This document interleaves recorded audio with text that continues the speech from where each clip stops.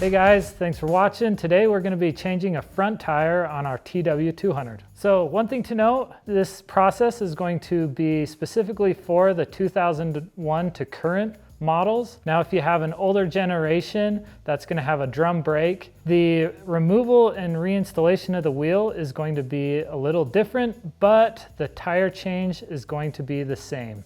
All right, so tools you're going to need are a 12, 19. We have our torque wrench, safety glasses, gloves, a screwdriver to help with pry your brake pads. We have our bead breaker tool. We have our tire irons, core removal tool, bead lifter, bead tool, rim protectors, a rim strip, and our tube, just in case those need to be replaced. First step is to loosen up your axle. So I've got a 19N wrench, 19 socket.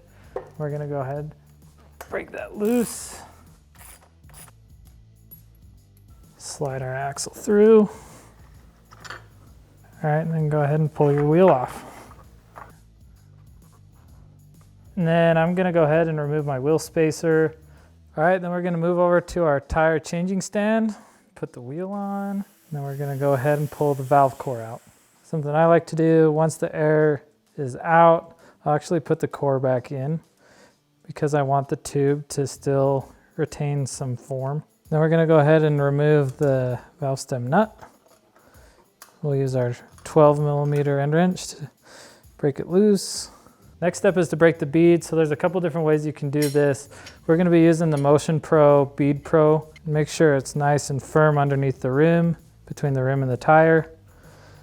Then we'll go ahead, put this side in, and squeeze them together. You can see how it breaks it off the bead. Once that's done, all you need to do is just push down. Then we're gonna flip it over and do it the same thing on the other side. Next step is we're gonna go ahead and install our Tusk rim protectors. And it doesn't really matter where you start. I do like to start by where the valve stem is. For tire removal, I like to use a spoon style tire iron. We'll go ahead and see if the tire is going to go into the drop center. So if you can see that sidewall is starting to suck in, that's what you want. Put my second tire iron in. Go ahead and lift up.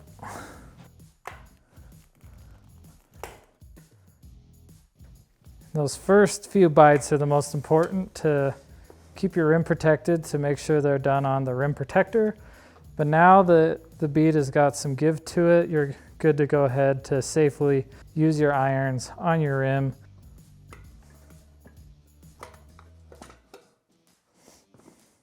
I'm gonna go ahead and remove my tube. Okay, and then we're gonna go ahead and take the rest of the tire off.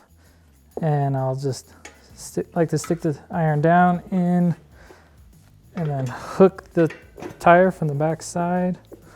All right, one thing to mention, we did remove the tube and take the tire off this way because if we try to do it the normal way I would on a dirt bike tire, the rim is so wide it gets wedged in the tire, makes it really hard to take off. So that's why we did it this way, is to help with removal.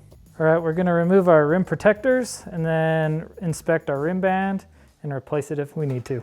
So what you're looking for is to see if your rim band is off center and if any of these spokes are showing. You wanna make sure that's centered up.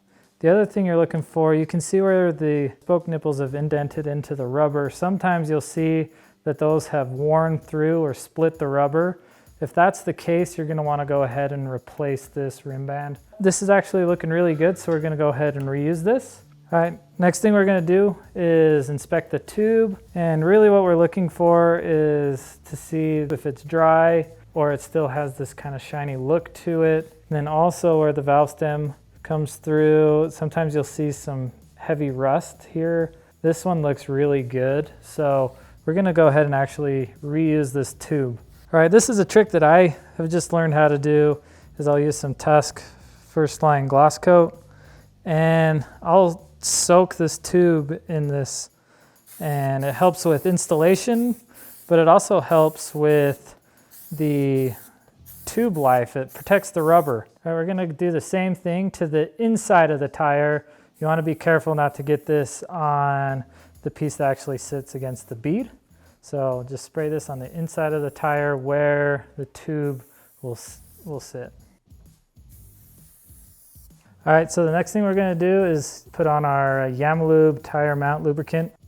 We're going to go ahead and make sure our tire is pointed the right direction. This is the Tusk Waypoint Adventure tire, and it is directional. So our arrows here and the tire will be rotating this direction. And then we do have this indicator of where to put the valve stem. It's a yellow dot. So we have it lined up with our hole. So we're good to go ahead and spoon the first bit on. Mount up our rim protectors.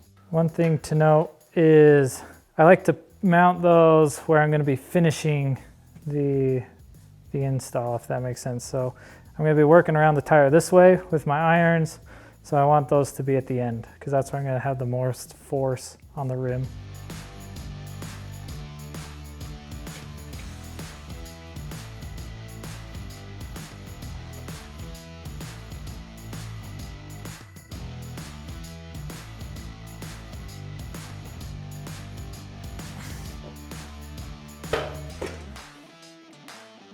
Now we're going to go ahead and grab our tube, make sure everything's lined up.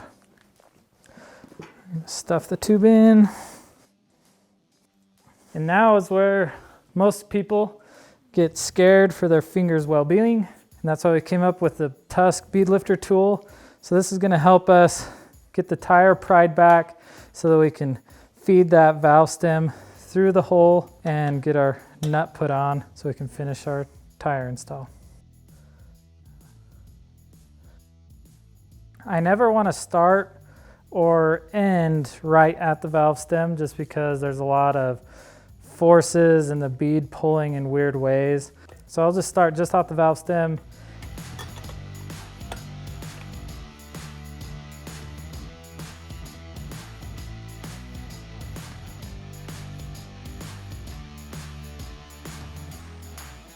As I go around, just push that down to make sure it's in the drop center.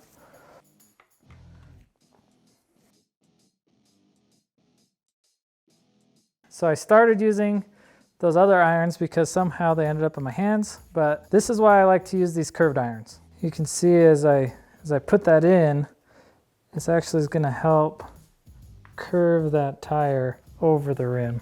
This is where most people pinch the tube. So right here where the tire's getting really tight, this sidewall sucking into the drop center of the rim, you're really trying to only get just that little edge just over the rim, just enough to fold the tire over and not pinch the tube.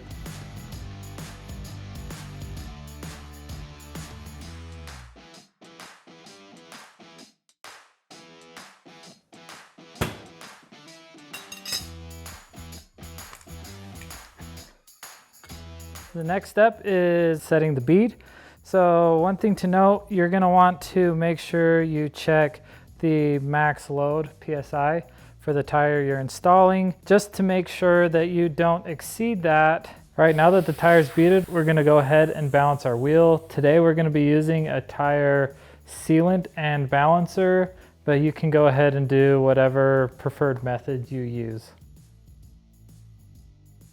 So now I'm going to set my tire pressure, and we're going to go off of the OEM recommendations, which is for a 176-pound rider. You're going to want to be right around 18 PSI. Okay, all right, we're going to put our spacer in, and this is going to be on the non-rotor side.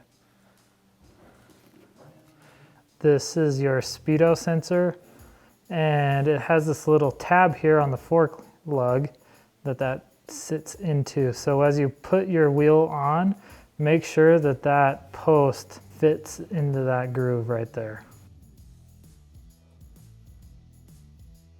Now we're going to take our axle, go ahead and slide it through. All right, we're going to install our axle nut and washer, and then we're going to use our 19mm wrenches to go ahead and snug that down before we torque it. All right, we're gonna go ahead and torque this to 65 foot-pounds. Next, we're gonna go ahead and spin our wheel to make sure everything is free spinning and pump up our brake. Double check our air pressure, make sure that we didn't pinch the tube, and then install our valve stem cap. I like to back the valve stem nut off to the cap, but you can do what you want here. All right guys, that's how to change a tire on a TW200. To see a full line of parts and accessories, head over to our website. Thanks for watching.